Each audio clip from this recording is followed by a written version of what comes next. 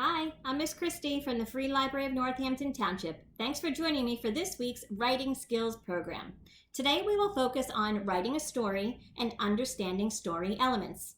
You can download and print out the activity worksheet I will be using today, as well as many others that will help guide you in a continued lesson. You can go to our website, northamptontownshiplibrary.org, to download the worksheets. You can pause this video now so that you can get those worksheets, or you can do them again at the end. Now let's begin. We will read together from the worksheet, The Boy Who Cried Wolf.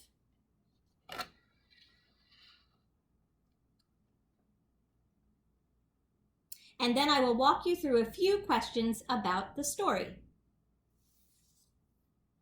The Boy Who Cried Wolf.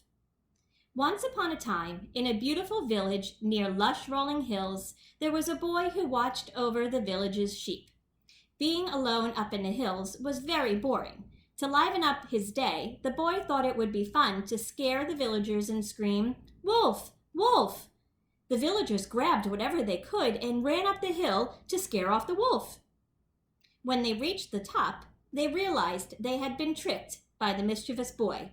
He laughed and laughed until the villagers angrily walked down the hill. Even the sheep were not amused.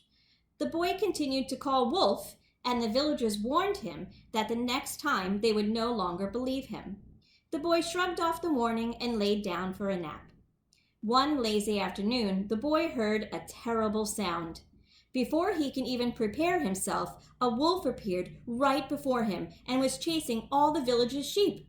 The boy screamed, "Wolf! Wolf!" But having lied so many times, the people of the village just ignored him. With no one to help him fend off the wolf, the sheep all ran away, and the boy was left crying on the hill. Now that we've read the story, let's complete this worksheet to learn about the setting, characters, cause and effect, and genre of the story.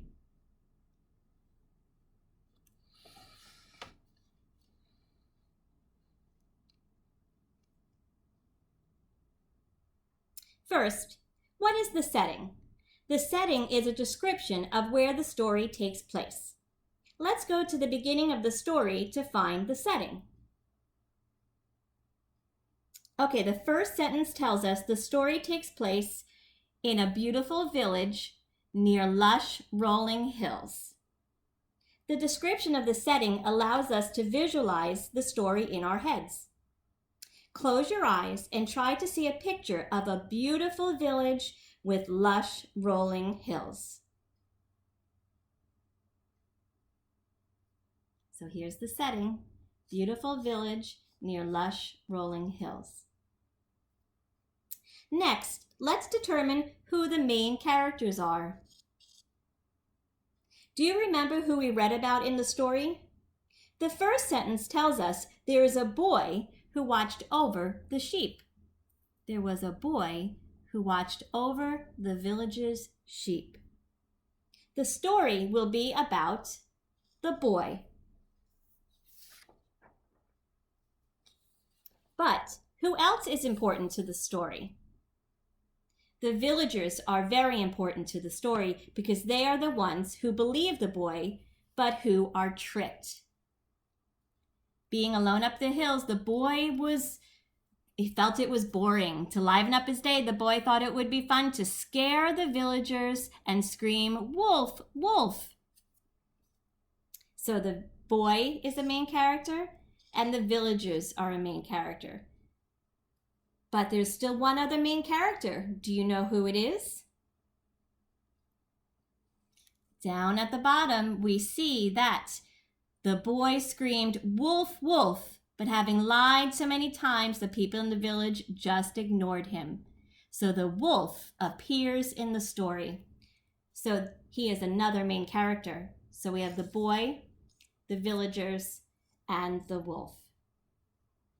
Now let's determine the cause and effect of the story.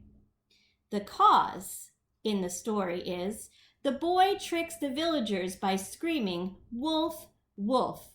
So that's something that happens in the story that affects the ending of the story. So the boy tricks the villagers by screaming, "Wolf, wolf."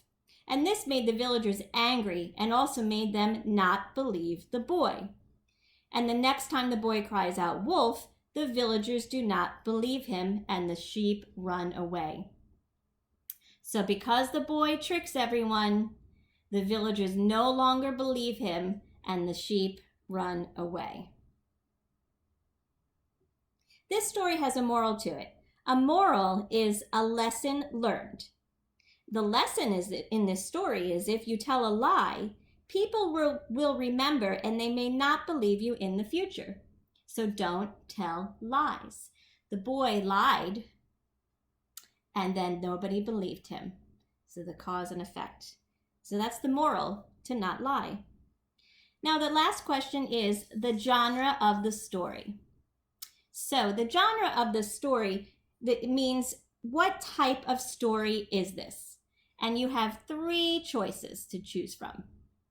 Was this story a comedy? Did the story have a cheerful ending, or is it meant to make the reader laugh? Was the genre of the story a fable? Did this story teach a lesson? Or was the genre of the story a quest?